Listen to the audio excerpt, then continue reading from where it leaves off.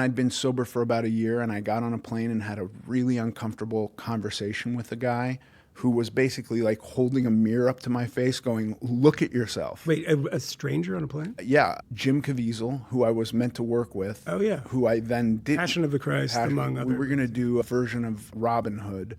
And then we like met, and that movie fell apart, and we met in a LAX lounge. And then we happened to be going to Frankfurt on the same flight. And I had a seat open next to me, and he sat in the seat, and for many hours was like, dude. And at what point did you regret giving that seat to Jim Caviezel?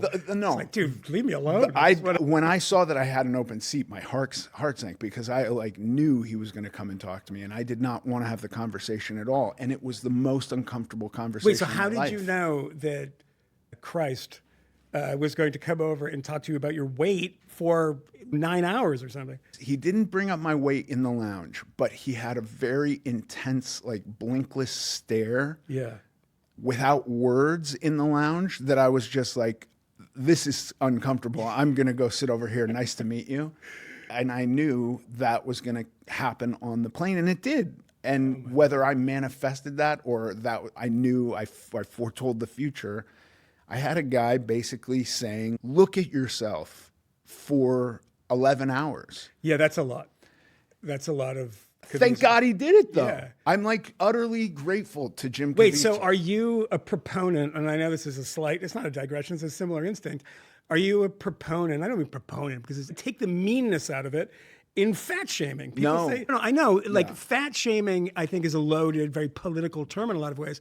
Just telling somebody, it's okay. Your body is beautiful. You are beautiful who you are. You look at Lizzo, who was doing that body positivity thing for a very long time. Yeah. And then she drops a ton of weight and essentially says, if I'm wrong, I was wrong about that. And got a lot of backlash. Got a lot of backlash.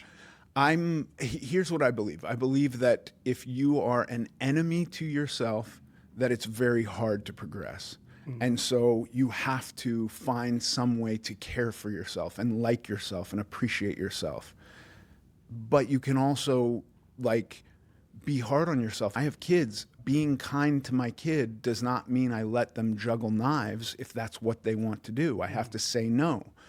Kindness can be putting up barriers. I don't believe in fat shaming, and I don't even believe Jim Caviezel was fat shaming me.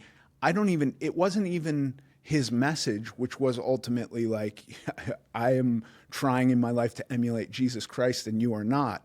That didn't reach me at all. He not only plays Jesus Christ, he is a disciple of Jesus Christ. He's a pretty religious dude. Every aspect of his life is to honor Jesus Christ.